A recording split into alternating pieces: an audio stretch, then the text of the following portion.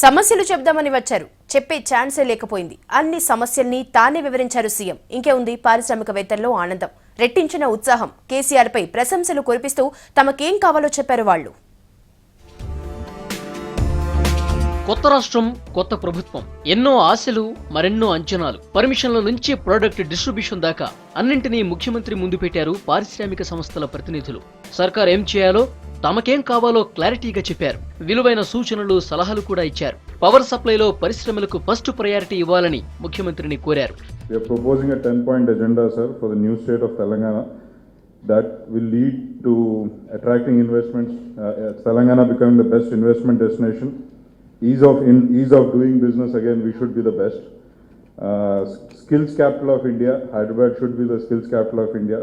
A national hub for manufacturing and services, a hub for innovation, research and development, 10 anchor industries, one in each district, world-class infrastructure across districts, among the top in HDI in Human Development Index in India, in agriculture, horticulture, floriculture, poultry, dairy, inland fishery and food processing.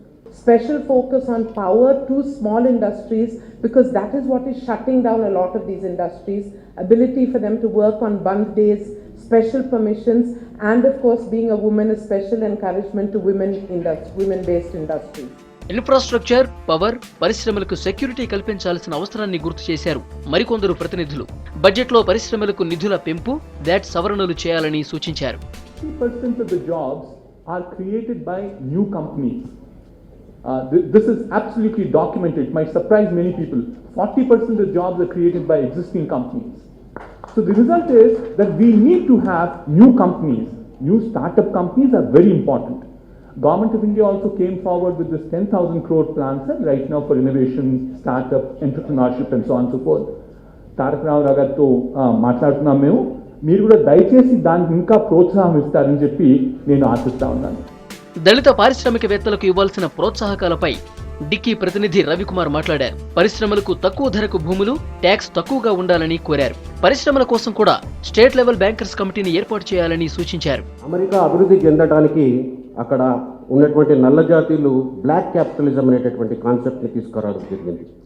అదే లైన్స్లో ఈ దేశంలో ఎక్కువ శాతం ఉన్నటువంటి పేద ప్రజలందరూ కూడా ఆర్థికంగా పురోగతి చెందాలంటే ఈ దేశంలో దళిత క్యాపిటలిజం అనేటటువంటి కాన్సెప్ట్ని కూడా ఇంట్రడ్యూస్ చేయాల్సిన అవసరం ఉన్నది.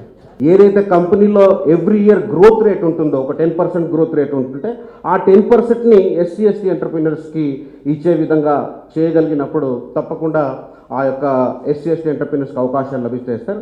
అంతేకాకుండా మేము గవర్నమెంట్ తరఫుకెళ్ళి కోరుకునేది ఏంటంటే, ఏదైతే కంపెనీ ఎస్సీ ఎస్టీ ఎంటర్ప్రీనర్స్కి బిజినెస్ అవకాశం కల్పిస్తుందో టు దట్ ఎక్స్టెంట్ కొన్ని ట్యాక్స్ కన్సెషన్స్ని మీరు ఈ యొక్క ఇండస్ట్రీస్కి ఇవ్వగలిగితే ఇంకా మమ్మల్ని ఎంకరేజ్ చేయడానికి ముందుకు వచ్చేటటువంటి అవకాశం ఉంటుంది సార్. పారిశ్రామిక సంస్థల సూచనలు, సలహాలు తీసుకున్న సీఎం న్యూ ఇండస్ట్రియల్ పాలసీలో వీటిని పొందుపరుస్తామని చెప్పుకొచ్చారు.